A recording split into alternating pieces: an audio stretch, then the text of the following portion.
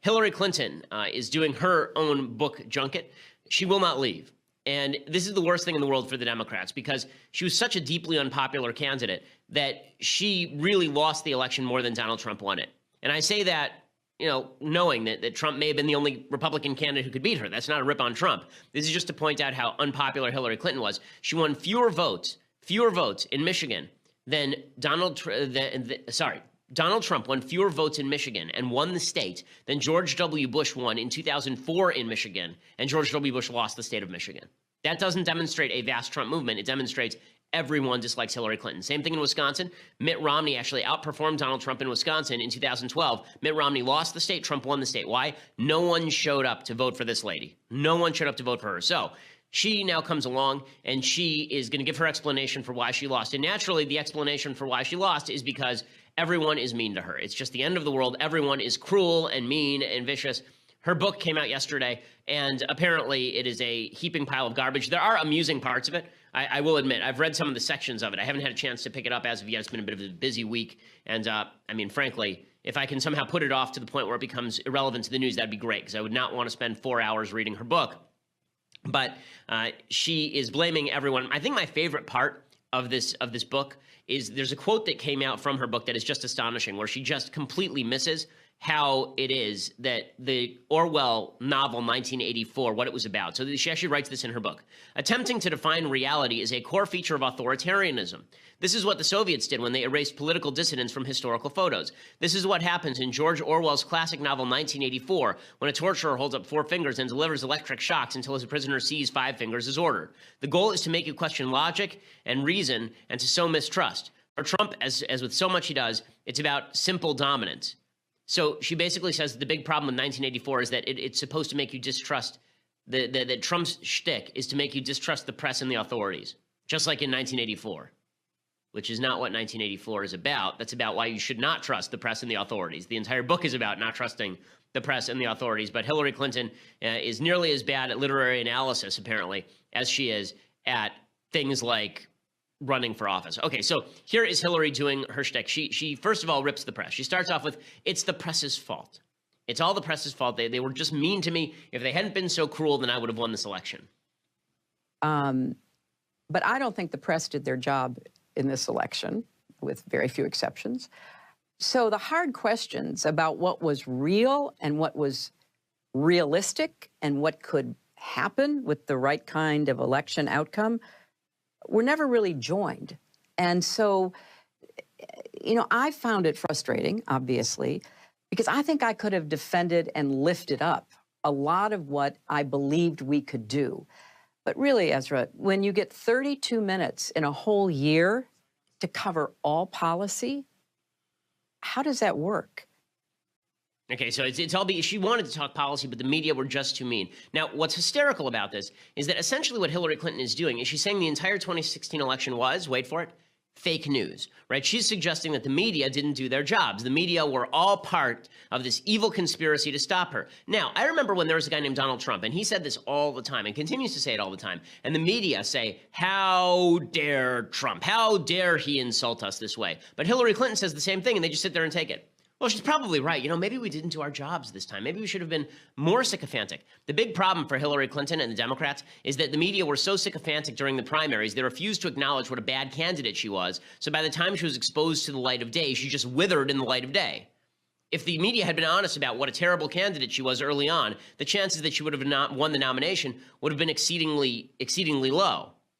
I mean, the media bias is always to the left. The best example of this today, there's an amazing tweet from a guy named Chris Chaliza over at CNN. Sometimes I think Chris Chaliza does some interesting stuff, but he tweeted something today that's just incredible. Here's what he tweeted, quote, "The Today Show did Ted Cruz porn video and Seattle mayor resignation in its first 10 minutes.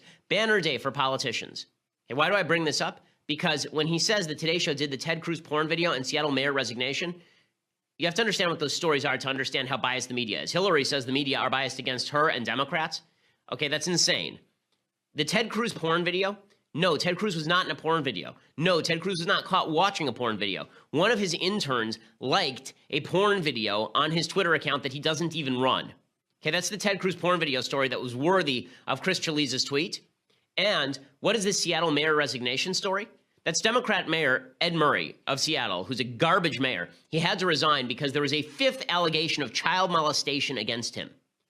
Child molestation, okay? Allegedly molested 5 kids. Okay, and here he is, Ed Murray, resigning. But how is that characterized by Chris Chaliza? As Seattle mayor resignation. Would you get from that he was resigning because of alleged molestation? Is that what you would get from that? If you just read those 2 phrases, Ted Cruz porn video and Seattle mayor resignation, which one of those do you think would actually include a sex scandal? If you just read those 2 phrases. The Cruz one, right? But the Cruz thing's a nothing. The Seattle mayor just had to resign. He was, by the way, an up-and-comer in Democratic circles. There was talk about him running for governor of the state of Washington, Ed Murray. He's, I think, the first openly gay mayor of Seattle. He's $15 minimum wage guy in Seattle. Progressive hero. Molested, allegedly, 5 children. 5 underage people. And Chris Chaliza characterizes that as Seattle mayor resignation. But no, we're supposed to believe that Hillary really, she was the one who was treated roughly by the media. Not Republicans, not Trump. It was really Hillary Clinton. Then Hillary said, you know who else is to blame? You know who else is to blame for all of this? I'll tell you. It was James Comey. James Comey was so mean. Here's Hillary Clinton explaining. I believe, absent Comey, I might have picked up 1 or 2 points among white women. I'll give you the example I use in the book. So before the Comey letter on October 28th, I was 26 points ahead in the Philadelphia suburbs. That could have only happened if I had a big vote from women, Republican women, independent women. A week later, 11 days later, I win the Philadelphia suburbs by 13 points. I needed to win by 18 points to be able to counterbalance the rest of the state. That wasn't just me. That's how Democrats win Pennsylvania in presidential campaigns. It stopped my momentum, and it hurt me, particularly among women. And I have so much anecdotal evidence for this. And now researchers are starting to pull some of this together. You know, all of a sudden the husband turns to the wife. I told you, she's going to be in jail. You don't want to waste your vote. You know, the boyfriend turns to the girlfriend and says, she's going to get locked up. Don't you hear? She's going to get locked up. I mean, all of a sudden it becomes a very fraught, kind of conflictual experience. What I love here also so is the statement from Hillary Clinton here that it's all the evil men who are telling their women, these stupid women. If only the stupid women wouldn't listen to their men. It's their men who are turning them and saying, she's going to be locked up. And the women are going, oh, darling, okay, I guess I won't vote for her anymore. Like, that's how Hillary Clinton actually pictures her own female voters. I can't imagine why this lady lost. I cannot imagine why this deeply unlikable human being lost. Then she says it wasn't just Comey, it was also Russian meddling. So first of all, just to point something out about the Comey thing, yes, James Comey botched this thing all the way through. But if you recall, the botchery started with him not indicting her in the first place, not recommending indictment in the first place, by actively changing the standard of law back in July. Instead of just handing over his recommendation to Loretta Lynch, he did the bidding of Barack Obama, right? He basically was writing her exoneration statement before he even interviewed her. You don't get to complain about James Comey when it's James Comey's fault that you were even running competitively up until the end of the election cycle. It wasn't just Comey, though, and it wasn't just the press. It was also the Russians, the Ruskies, the evil Ruskies. You notice there's one person who's missing in all of these calculations. Her name rhymes with Schmillery Blinton. But here's Hillary Clinton explaining that it was the Ruskies, that they wanted to take her out. Election was how effective the Russians through WikiLeaks were in weaponizing information against me, and how they were getting really good political advice about placement, both geographic and platform, from somebody. And we'll leave it at that. Yeah. But we didn't really see that. That was not clear to us at the time in the campaign. And in retrospect, you know, we saw how, if you analyze Google searches, they were spiking in places that had been sort of swing, had ended up voting for President Obama, but were, you know, subject to being persuaded by the other side. WikiLeaks searches were off the charts. People were trying to understand, and they were trying to make sense of some of the stuff they were hearing on their Facebook, you know, feeds, or a friend telling them. I love the implication here, by the way, that they were cleverly weaponizing WikiLeaks. Okay, I was there. What WikiLeaks did is they just released giant caches of documents. The idea that they were strategically releasing portions of them in various outlets just is not true. That's not how WikiLeaks worked. They would dump a bunch of documents, and then people like me and my staff would crowdsource them. Okay, that was just stuff that happened during the election cycle, but it was also the Russians. And it wasn't the fault of the DNC for not actually protecting their servers. It was the Russians. It wasn't Hillary Clinton's fault in any way. It was that Hillary Clinton was victimized by the Russians. So now here are the people she's blamed: the press, James Comey, the Russians, and now we're about to find out that it was sexism and misogyny. That's really what happened here, is people don't like women, right? It was people don't like women. It wasn't people don't like Hillary Clinton. It's they don't like women in general. Like white women, who, by the way, went for Donald Trump by a pretty wide margin. It's that white women hate women. That's really the problem here. I was really quite taken aback at the attitude and the behavior of my general election opponent, because he made no bones about it, literally.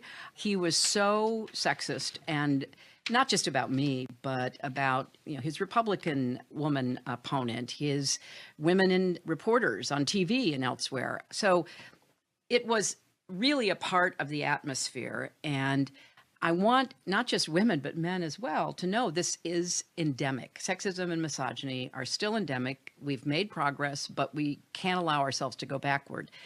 And as I point out in the book, it never was just about me. I happen to have the big bullseye on my head, but it was about women. And in the months since, we've seen reports out of Silicon Valley and other businesses, as well as politics, where distinguished women like Elizabeth Warren or Kamala Harris or Kirsten Gillibrand or others in the media are being treated to a level of overt sexism. Okay, this is absurd. This is absurd. People don't like Hillary Clinton. It's not they don't like women. That's ridiculous. Okay, Kamala Harris is only being talked about for the presidency because she's a woman. She's been in the Senate for 5 minutes and done nothing. Elizabeth Warren being talked about for president is an absurdity. I know Elizabeth Warren. She's a professor at Harvard Law School, and I was there. Okay, the idea that Elizabeth Warren is being talked about as a presidential candidate is an absurdity. Kirsten Gillibrand.